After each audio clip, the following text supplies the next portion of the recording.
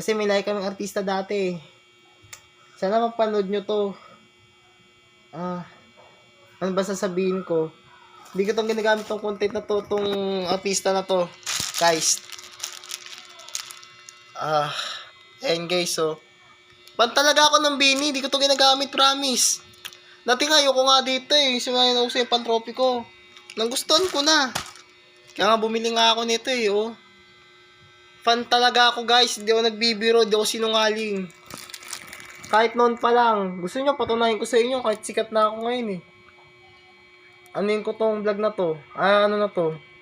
Bibiling ko pa tong K-pop na to kasi ayoko lang talaga na nasar ako. Guys, handa na ako. Pero mamamahinga muna ako.